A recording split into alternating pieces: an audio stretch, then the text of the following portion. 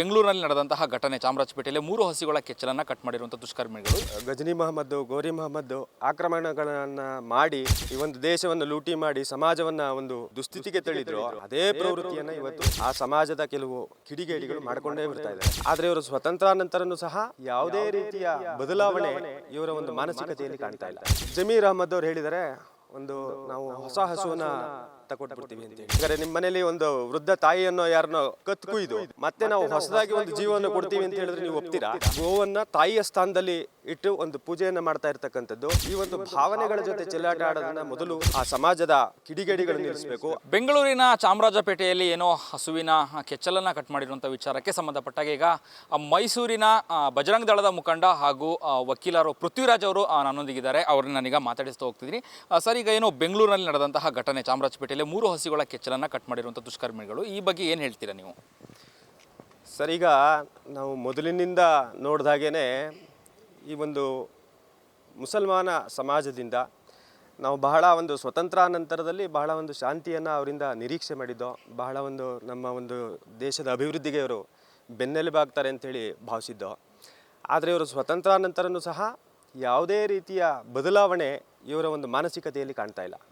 ಸ್ವತಂತ್ರ ಪೂರ್ವದಲ್ಲಿ ಹೇಗೆ ಒಂದು ಗಜನಿ ಮಹಮ್ಮದ್, ಗೋರಿ ಮಹಮ್ಮದ್ ಆಕ್ರಮಣಗಳನ್ನು ಮಾಡಿ ಈ ಒಂದು ದೇಶವನ್ನು ಲೂಟಿ ಮಾಡಿ ಸಮಾಜವನ್ನು ಒಂದು ದುಸ್ಥಿತಿಗೆ ತಳ್ಳಿದ್ರು, ಅದೇ ಪ್ರವೃತ್ತಿಯನ್ನು ಇವತ್ತು ಆ ಸಮಾಜದ ಕೆಲವು ಕಿಡಿಗೇಡಿಗಳು ಮಾಡಿಕೊಂಡೇ ಬರ್ತಾ ಇದ್ದಾರೆ. ಇದಕ್ಕೆ ಪುಷ್ಟಿ ನೀಡುವಂತೆ ನಮ್ಮ ಈ ರಾಜಕೀಯ ವ್ಯವಸ್ಥೆಯಲ್ಲೂ ಸಹ ನಿನ್ನೆ ಏನು ಒಂದು ಹೇಳಿಕೆಯನ್ನು ಗಮನಿಸಿರ್ಬೋದು ತಾವು. ಜಮೀರ್ ಅಹಮದ್ ಅವರು ಹೇಳಿದರೆ ನಾವು ಹೊಸ ಹಸುವನ್ನು ತಗೊಟ್ಬಿಡ್ತೀವಿ ಅಂತೇಳಿ. ನಾನು ಜಮೀರ್ ಅಹಮದ್ ಅವರಿಗೆ ಪ್ರಶ್ನೆ ಮಾಡ್ತೀನಿ ನೇರವಾಗಿ, ಹಾಗಾದರೆ ಈ ಒಂದು ಸಾಂವಿಧಾನಿಕ ನೆಲೆಗಟ್ಟಲ್ಲಿ ಇರ್ತಕ್ಕಂಥ ಭಾರತ ದೇಶದಲ್ಲಿ ಈ ರೀತಿ ಯಾವುದೋ ಒಂದು ಪ್ರಾಣಿಗಳ ಮೇಲೆ ವಿಕೃತಿಯನ್ನು ಮೆರೆದು ನಂತರ ಇದನ್ನು ಮನುಷ್ಯರ ಮೇಲೂ ಮೆರೆಯೋದಿಲ್ಲ ಅಂತೇಳಿ ಅನುಮಾನಗಳಿಲ್ಲ. ಇದು ಸಹಸ್ರಾರು ಉದಾಹರಣೆಗಳು ನಾವು ನೋಡಿಕೊಂಡೇ ಬಂದಿದ್ದೀವಿ. ನೀವು PFI ಅನ್ನೋರನ್ನ ಕೊಲೆಗಳಿರ್ಬೋದು, ಅವರ ಒಂದು ಚಟುವಟಿಕೆಗಳಿರ್ಬೋದು, ಈ ರೀತಿ ಪ್ರವೃತ್ತಿಗಳನ್ನ ಮುಂದುವರಿಸ್ಕೊಂಡೇ ಬಂದಿದ್ದಾರೆ. ಜಮೀರ್ ಅಹಮದ್ ಅವ್ರಿಗೆ ನೇರವಾಗಿ ಕೇಳ್ತೀನಿ, ಹಾಗಿದ್ರೆ ನಾವು ಸಹ ಹಂಗಾರೆ ನಿಮ್ಮ ಮನೇಲಿ ಒಂದು ವೃದ್ಧ ತಾಯಿಯನ್ನು ಯಾರನ್ನೋ ಕತ್ತು ಕುಯ್ದು ಮತ್ತೆ ನಾವು ಹೊಸದಾಗಿ ಒಂದು ಜೀವವನ್ನು ಕೊಡ್ತೀವಿ ಅಂತ ಹೇಳಿದ್ರೆ ನೀವು ಒಪ್ತೀರಾ? ಇದೇ ಪ್ರಶ್ನೆಯನ್ನು ಹಿಂದೂ ಸಮಾಜ ಗೋವನ್ನು ತಾಯಿಯ ಸ್ಥಾನದಲ್ಲಿ ಇಟ್ಟು ಒಂದು ಪೂಜೆಯನ್ನು ಮಾಡ್ತಾ ಇರ್ತಕ್ಕಂಥದ್ದು. ಈ ಒಂದು ಭಾವನೆಗಳ ಜೊತೆ ಚೆಲ್ಲಾಟ ಆಡೋದನ್ನು ಮೊದಲು ಆ ಸಮಾಜದ ಕಿಡಿಗೇಡಿಗಳು ನಿಲ್ಲಿಸಬೇಕು. ಅದಕ್ಕೆ ಪುಷ್ಟಿ ನೀಡುವಂಥ ರಾಜಕಾರಣಿಗಳು ಸಹ ಬಹಳ ಎಚ್ಚರಿಕೆಯಿಂದ ಮಾತಾಡಬೇಕು ಅಂಥೇಳಿ ನಾನು ಈ ಮೂಲಕ ಜಮೀರ್ ಅಹಮದ್ ಅವರಿಗೆ ನೇರವಾಗಿ ಹೇಳ್ತಾ ಇದ್ದೀನಿ. ಹಾಗೆ ಇನ್ನೊಂದು ಅಂತ ಹೇಳಿದ್ರೆ, ಹಿಂದೂಗಳು ಇವತ್ತು ನಾವೊಂದು ಸಂಘಟನೆಯ ಮುಖಂಡನಾಗಿ ಹೇಳಲಿಕ್ಕಿಂತ ಒಂದು ಜಾಗೃತ ಹಿಂದೂ ಸಮಾಜದ ಪ್ರತಿನಿಧಿಯಾಗಿ ಈ ದೇಶದ ನಾಗರಿಕನಾಗಿ ಹೇಳ್ತಾ ಇದ್ದೀನಿ, ನಾವು ಇದು ಯಾವುದೇ ವ್ಯವಸ್ಥೆಗಳನ್ನು ಇವತ್ತು ನಂಬಿಕೊಂಡು ಕೂರೋ ಪರಿಸ್ಥಿತಿಲಿಲ್ಲ. ಮುಂದೊಂದು ದಿವಸ ಇದು ನಮ್ಮ ಮನೆಗೂ ಸಹ ತಲುಪುವಂಥ ಒಂದು ಪರಿಸ್ಥಿತಿ. ಈ ಒಂದು ಆಕ್ರಮಣಗಳು, ದಾಳಿಗಳು ಹಿಂದೂಗಳ ಮೇಲೆ ನಡೆಯುವಂಥ ಪರಿಸ್ಥಿತಿ ಇವತ್ತು ಕರ್ನಾಟಕದಲ್ಲಿ ಅತಿ ಹೆಚ್ಚು ಕಾಣ್ತಾ ಇದೆ. ಇವತ್ತು ಸರ್ಕಾರವೂ ಸಹ ಅದೇ ರೀತಿ ನಕ್ಸಲರಿಗೆ ಪ್ಯಾಕೇಜ್ಗಳನ್ನು ಘೋಷಣೆ ಮಾಡುತ್ತೆ, ಭಯೋತ್ಪಾದಕರಿಗೆ ಕುಮ್ಮಕ್ಕನ್ನು ನೀಡ್ತಾ ಇದೆ.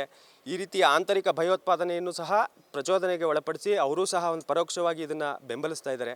ಆದ್ದರಿಂದ ಹಿಂದೂ ಸಮಾಜಕ್ಕೆ ಒಂದು ಸಂದೇಶವನ್ನು ಕೊಡ್ತಾ ಇದ್ದೀನಿ, ಪ್ರತಿಯೊಬ್ಬ ಹಿಂದೂವೂ ಸಹ ಶಸ್ತ್ರಸಜ್ಜಿತವಾಗಿ ಮನೆಯಲ್ಲಿ ಒಂದು ಶಸ್ತ್ರವನ್ನು ಇಟ್ಟು ತನ್ನ ಆತ್ಮರಕ್ಷಣೆಯನ್ನು ಮಾಡಿಕೊಳ್ಳಿಕ್ಕೆ ಇವತ್ತು ಒಂದು ಶಸ್ತ್ರವನ್ನು ಕಡ್ಡಾಯವಾಗಿ ಹಿಂದೂಗಳು ಇಡೋ ಪರಿಸ್ಥಿತಿ ಬಂದಿದೆ. ಅದಕ್ಕೆ ಹಿಂದೂ ಸಮಾಜ ಸಹ ಸನ್ನದ್ಧವಾಗಿದೆ. ಯಾವುದೇ ಕಾನೂನಾತ್ಮಕವಾಗಿರ್ಬೋದು ಅಥವಾ ಕಾನೂನಿನಿಂದ ಹೊರಗಡೆ ಇರ್ಬೋದು, ಇದಕ್ಕೆ ಪ್ರತ್ಯುತ್ತರವನ್ನು ಕೊಡುವಂಥ ಒಂದು ಸಾಮರ್ಥ್ಯ ಹಿಂದೂ ಸಮಾಜಕ್ಕೂ ಇದೆ ಅನ್ನೋದನ್ನ ಅವರು ಮನಗಾಣಬೇಕು ಅಂತ ಈ ಮೂಲಕ ಸಂದೇಶವನ್ನು ನೀಡ್ತಾ ಇದ್ದೀನಿ ಸರ್. ಇದಿಷ್ಟು ಬಜರಂಗ ದಳದ ಮುಖಂಡ ವಕೀಲ ಪೃಥ್ವಿರಾಜ್ ಅವರ ಮಾತಾಗಿತ್ತು. ಅಂದರೆ ಹಿಂದೆ ಏನೋ ಕಳೆದ 2-3 ದಿನಗಳ ಹಿಂದೆ ನಡೆದಂತಹ ಘಟನೆ, ಬೆಂಗಳೂರಿನ ಚಾಮರಾಜಪೇಟೆಯಲ್ಲಿ ನಡೆದಂತಹ ಏನೋ ಹಸುವಿನ ಕೆಚ್ಚಲನ್ನು ಕತ್ತರಿಸುವಂಥ ವಿಚಾರಕ್ಕೆ, ದುಷ್ಕರ್ಮಿಗಳ ಒಂದು ಕೃತ್ಯಕ್ಕೆ ವಿರೋಧವನ್ನು ವ್ಯಕ್ತಪಡಿಸಿರುವಂಥದ್ದು. ಹಾಗೆ ಏನೋ ಜಮೀರ್ ಅಹಮದ್ ಅವರ ಒಂದು ಹೇಳಿಕೆಯನ್ನು ಕೂಡ ಖಂಡಿಸಿರುವಂಥದ್ದು. ಕ್ಯಾಮ್ರಾ ಪರ್ಸನ್ ರಾಮ್ ಜೊತೆ ಅಭಿಜಿತ್ ಗಣೇಶ್, ಪ್ರಜಾಧ್ವನಿ TV, ಮೈಸೂರು.